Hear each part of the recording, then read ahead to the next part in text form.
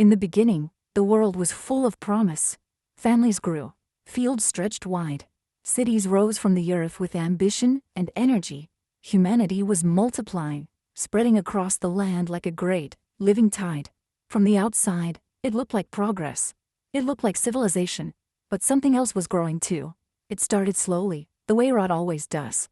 A lie told here, a wrong ignored there, a heart that once knew kindness, quietly choosing cruelty instead. Greed crept into the marketplace. Violence bled into the streets.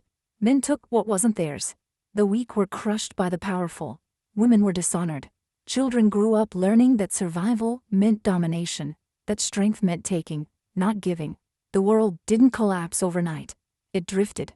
Generation by generation, the moral compass spun further and further from true north, until no one could even remember which direction it was supposed to point. Idol worship had replaced devotion. Pleasure had replaced purpose.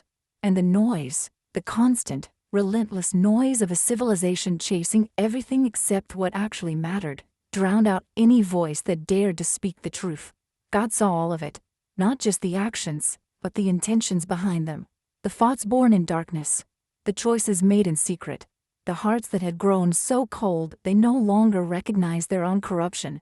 He saw a world that had been given everything, breath, beauty, purpose, each other, and had used it all to build something ugly, and it grieved him. But in the middle of all that darkness, tucked inside a generation that had forgotten what goodness even looked like, there was one man who hadn't forgotten. His name was Noah. He wasn't a king. He held no throne, commanded no army, and owned no great estate. He was, by the world's standards, unremarkable. But Noah carried something rare in that era, something the entire civilization around him had discarded like it was worthless.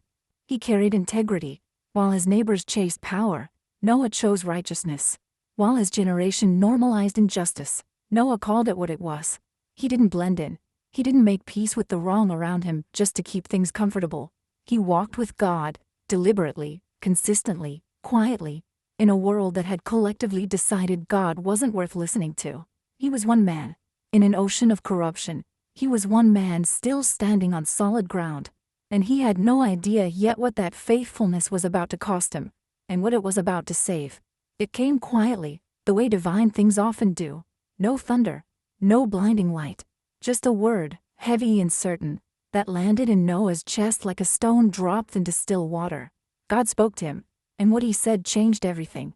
The earth would be destroyed, not damaged, not disciplined, destroyed, wiped clean by a flood so massive, so total, that nothing breathing on dry land would survive it. Every city, every field, every person who had chosen corruption over righteousness, gone. It wasn't cruelty, it was consequence. A world that had rotted from the inside out, that had been warned and had refused, it would be reset. And from the wreckage, life would begin again. But Noah and his family would be spared. God gave him a task, one that would consume years of his life, test every ounce of his faith, and make him the laughingstock of his entire generation. Build an ark. God didn't leave it vague. He gave Noah the dimensions, the length, the width, the height, the materials, the number of decks, every detail accounted for, every measurement precise. This was not a suggestion. It was a blueprint handed down from the Creator himself. And so Noah picked up his tools.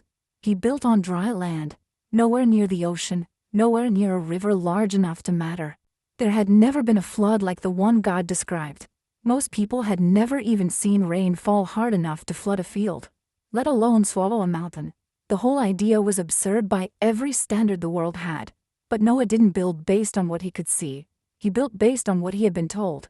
And that difference, between trusting your own eyes and trusting God's word, was the difference between life and death. People noticed the ark going up. Of course they did. You can't build something that size without drawing a crowd. And the crowd was not kind. They pointed. They laughed. They came in groups just to mock him, calling him delusional, calling him a fool, making his name into a joke. Children mimicked him. Men who once respected him now crossed the street to avoid being associated with the madman building a boat on dry land. Noah kept building. He also kept warning. Every day, between the hammering and the hauling, he told them what was coming. He pleaded with them to change before it was too late. He wasn't angry. He wasn't self-righteous. He was desperate, the way any man is desperate when he watches people he knows walking toward a cliff they can't see. No one listened. But Noah understood something the crowd didn't. The truth doesn't need to be believed to be true, and the flood didn't need to be expected to be coming. It was already on its way. The ark was finished. It stood on dry land like something that didn't belong to this world. Massive, towering, impossible to ignore. People had watched it rise plank by plank over the years, had laughed at every new layer, had turned it into a symbol of one man's madness. But now that it was complete, something about it made the laughter quieter. Something about its sheer size, its solidity, the way it just stood there, unmoved by opinion, unbothered by ridicule, made even the boldest mockers go a little still when they looked at it. Noah didn't notice. He had work to do. God gave him the next command: bring your family aboard, and bring me animals, 2 of every kind, male and female, from the smallest crawling creature to the largest beast that roamed the earth. They were to be gathered and carried inside. What happened next was something no naturalist could explain, and no skeptic could easily dismiss. They came, not rounded up by force, not herded or trapped or dragged. They came as if something deep in their nature, some ancient instinct older than language, was guiding them toward the ark the way water finds its level. Birds descended from the sky. Animals emerged from forests and plains. Creatures that should have preyed on each other walked side by side, calm and deliberate, as if they already understood that survival required a temporary peace. Noah and his sons guided them in. His wife and daughters-in-law prepared space, organized food, made ready for a journey whose length no one knew. The ark filled slowly, steadily, the sound of hooves and wings and breath filling the great wooden hull with something that felt, strangely, like hope. Outside, life went on as normal. That was the part that haunted Noah most. Even now, even with the ark fully built, even with animals filing in 2 by 2 in plain sight, the world outside kept eating and drinking and laughing and arguing and making plans for next week and next year, as if nothing was about to happen, as if the warning had never been given, as if the ark wasn't real. Human beings have a remarkable capacity for ignoring what they don't want to be true. Then the day arrived. Noah's family was inside.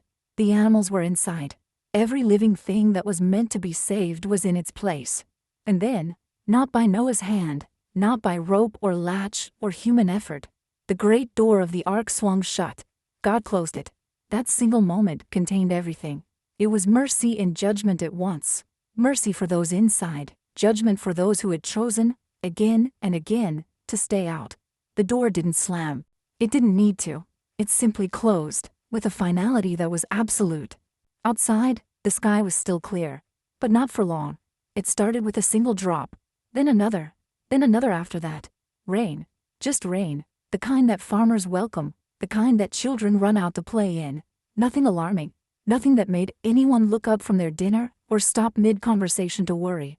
People felt the first drops and went back inside, pulled their cloaks tighter, figured it would pass by morning. It did not pass by morning. Through the night, the rain intensified, growing heavier, more relentless, like the sky had been holding something back for a very long time and had finally let go. By dawn it was no longer rain. It was a wall of water falling from above without pause, without mercy, without any sign of stopping. And then the ground cracked open. Deep beneath the earth, underground reservoirs that had existed since creation split apart with a sound like the world breaking in half. Water surged upward from below while it poured down from above, a catastrophe coming from every direction at once. Rivers swelled past their banks in minutes. Valleys that had been farmland that morning were lakes by afternoon. Roads disappeared. Homes vanished. The low ground went first, swallowed so fast that people barely had time to understand what was happening. Then the panic hit. People ran for higher ground, hills, cliffs, mountains, anything that rose above the water. They grabbed their children and their valuables, and they ran. They screamed for each other across rising currents. They climbed trees that were themselves already being swallowed. They scrambled to rooftops that would soon be underwater. Some prayed to gods of stone and wood that had never listened and could not help them now. And still the water rose, higher and higher and higher. There was no escaping it. The mountains, the great, immovable, ancient mountains, began to disappear beneath the surface one by one, like candles being snuffed out in a dark room.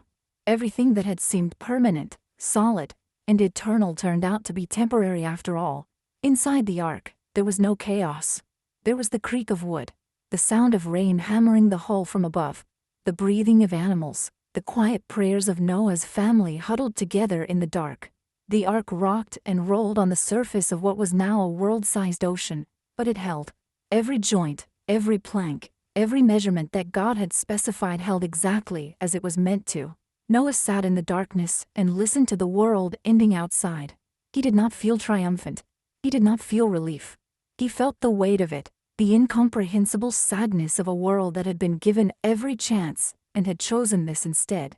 He grieved, and he trusted, both at once, the way real faith always works, not the absence of pain, but the presence of God inside it. The rain continued for 40 days and 40 nights. When it finally stopped, there was nothing left, just water. In every direction, as far as any eye could see, a vast, silent, terrible ocean where a civilization used to be. No cities, no roads, no laughter, no cruelty, no noise. Only the ark, floating alone on the surface of a world that had been erased, and the 8 people inside it, still breathing, still alive, still chosen. The silence was the first thing Noah noticed. After 40 days of relentless rain, 40 days of water hammering the hull, of wind pushing the ark across a drowned world, the quiet felt almost shocking. He lay still for a long moment, just listening to it. No rain, no rushing water, no distant screaming, just the gentle creak of the ark settling, and the soft sounds of animals breathing in the dark below. The storm was over, but the water was everywhere, in every direction, as far as the eye could see, a vast, featureless ocean that gave no hint of what lay beneath it. No landmarks, no horizons broken by hills or rooftops, just water, still and gray and endless, reflecting a sky that was slowly, quietly beginning to clear. Noah waited. That was the hardest part, not the building, not the mockery, not even the flood itself. The waiting, floating in the middle of a world that had been erased, not knowing when the land would return, not knowing how long patience would be required. Days passed, then weeks, then months. The water receded so slowly it was almost impossible to measure. Some mornings it felt like nothing had changed at all, but Noah kept his eyes open. He sent out a raven first. It flew back and forth across the surface of the water, finding nowhere to land. Then he sent a dove, gentle, small, purposeful. It returned with nothing. He waited 7 days and sent it again. This time, it came back with something in its beak. An olive leaf, fresh and green, still soft with life. Noah held it in his weathered hands and felt something crack open in his chest. Not grief this time, but something it had been a long time since he'd felt. Something that, after everything, he had almost forgotten was still possible. Hope. The land was coming back. Life was returning. The world wasn't finished, it was beginning again, slow and fragile and real, pushing up through the receding water the way the very first life must have pushed up from nothing at the very start of everything. He sent the dove a 3rd time. It didn't return. It had found a home. When the ground was finally dry, God spoke to Noah again, the same voice that had warned him, that had guided every measurement of the ark, that had closed the door and kept it sealed through the storm. The voice said, "Come out." And Noah stepped through the door. The earth beneath his feet was soft. The air was clean in a way that felt almost impossible, as if every trace of what the world had been washed away and replaced with something new, something that hadn't yet been corrupted or broken or misused. Birds called from trees he didn't recognize. Light fell differently here, on a landscape that had been scrubbed down to its foundations and given back its original silence. Noah built an altar, not out of obligation, not out of fear, but out of something that rose up in him naturally, the way tears rise. A gratitude so large it needed a physical act to contain it. He had been trusted with survival. He had been carried through destruction. He had come out the other side still standing, still breathing, still with his family beside him. That deserved more than words. God made a promise that day, a covenant, solemn and permanent. Never again would a flood cover the entire earth. Never again would water be the instrument of total destruction. And as a sign of that promise, something appeared in the sky that had never been seen before. A rainbow, arching across the cleared sky, colors splitting through the light, vivid and unexpected and breathtaking in the way that only things which follow great darkness can be. Noah looked at it and understood that it wasn't decoration. It was a signature, a reminder written in light across the sky that judgment and mercy were not opposites, that the same God who had the power to erase everything had also chosen, deliberately and permanently, to hold back. The world was quiet. The world was clean. The world was new. And somewhere in that silence, humanity got a second chance. The real question, the one that echoes across every generation since, is what we've done with it.